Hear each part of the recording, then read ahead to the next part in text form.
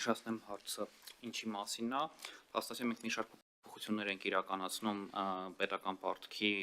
մասին, բյուջետային համակարգի մասին եւ հիմնադրամների մասին օրենքում, որով հետեւյալ փոփոխություններն են իրականացվում, նախ վերանայվում է պետական պարտք հասկացությունը, որից դուրս է գալիս կենտրոնական բանկի պարտքը եւ երաշխիքները եւ ավելանում է համայնքային պարտքը, սահմանվում է հանրային հատվածի պարտք, որը շատ ավելի լայն է, ներառելու է պետական պարտքը, հանրային հատվածի ֆինանսական եւ ոչ ֆինանսական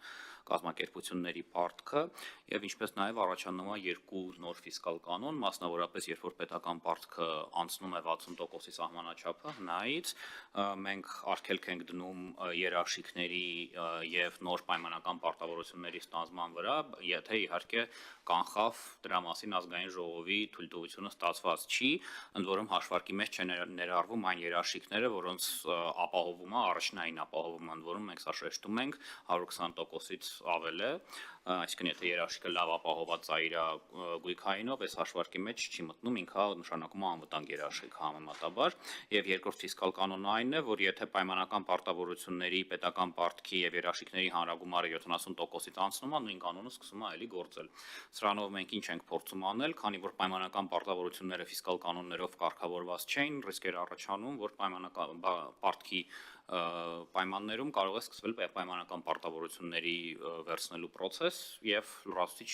ֆիսկալ ռիսկեր առաջացնի։ Հետեւաբար այսուհետ ազգային ժողովը լրացուցիչ կառավարման լծակ ունի պետության ֆիսկալ ռիսկի նկատմամբ։ Երկրորդ փաթեթով միանգամից երևի երկրորդ փաթեթը միանգամից նաև ներկայացնեմ, ինչպես գիտեք եւ գործընկերները հարցը բարձրացրել էին մասնավորապես մուրհակների վերաբերյալ, մենք տվյալ դեպքում կարգավորումը հետեւյալ ձևով ենք անում, քանի որ ձեր մոտ նաև քննարկեցինք Տիկին Վարդանյան, ձեր առաջարկությամբ մենք խնդիրը հետեւյալ ձևով ենք անում, որ կենտրոնական բանկին տրամադրված մուրհակները, այս փոփոխությունն եմ ասում, երևի պետք է սկսեի նրանից թե նախագիծը ինչա կարգավորում։ Նախագիծը կարգավորում է հետեւյալը, ինքը պայմանական պարտավորությունները պահանջում է, որ երբ որ պայմանագրային պայմանական պարտավորություն է առաջանում, ինքը պետք է եւս գրանցվի Գանձապետարանում, որտեղ բյուջետային համակարգի մասին օրենքը պարտավորություններն էր մենակ պահանջում գրանցել, ինչի արդյունքում առաջանում էր մի շարք պայմանագրեր, որոնք պայմանական պարտավորություն են պարունակում, բայց տարբեր նախարարություններում սփռված են, մի կենտրոնական տեղ հավաքված չեն։ Մենք պահանջ ենք սահմանում, որ ցանկացած պայմանական պարտավորություն ստանձնելուց առաջ պետք է նախ գնահատական ստանալ լիազոր մարմնից, որը ֆինանսների նախարարությունն է, եւ համապատասխան պայմանագիրը պետք է գրանցվի Գանձապետարանում, որպեսզի մենք այդ ամբողջական համակարգը իմանանք։ Եվ երկրորդ բանը, որ կարգավորում ենք, դա որ պարոն Խաչատրյանը հարցը բարձրացրել էր ԿԲ-ի մուրհակների վերաբերյալ եւ ոնց են իրանք հաշվառվում, մենք հաշվառման մեթոդը չենք փոխում, ինչպես եւ կենտրոնական բանկի գործընկերների հետ ներկայացրել ենք, դա արժույթի միջազգային հիմնադրամի հետ բավականին մեծ ուսումնասիրություն է պետք անել, որպեսզի իրան ճիշտ իդենտիֆիկացնել, բայց մինչեւ այդ մենք այսուհետ պահանջ ենք օրենսդրական սահմանում, որ կենտրոնական բանկին տրամադրված մուրհակները եւ իրանց հետ իրականացվող գործողությունները ֆիսկալ ռիսկերի զեկույցում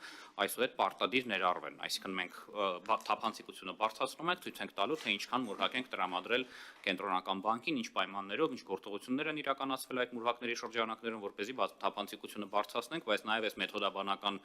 միջազգային խնդիրը չբերենք մեր օրենսդրություն, մինչեւ որ արժույթի միջազգային հիմնադրամի հետ ԿԲ-ն եւ մենք միախորքային ուսումնասիրությունը չիրականացնենք։ Ընդհանուր առմամբ այսքանն է մեծ փոփոխությունները, փոքրների մեջ էլ այն զեկույցները, որոնք մինչև այժմ ֆինանսների նախարարությունը ներկայացնում էր որպես ցենց ասենք թափանցիկության եւ բարի կամքի դրսեւորում, քանի որ իրանք արդեն ավելի ինստիտուցիոնալ են դառել, ինչպիսին են օրինակ ֆիսկալ ռիսկերի զեկույցը եւ փոխառությունների ծրագիրը, մենք արդեն օրենսդրական պահանջ ենք սահմանում, որ սա այլևս ոչ թե ուղղակի ֆինանսների նախարարության քաղաքականությունն է, այլ օրենսդրական պահանջ։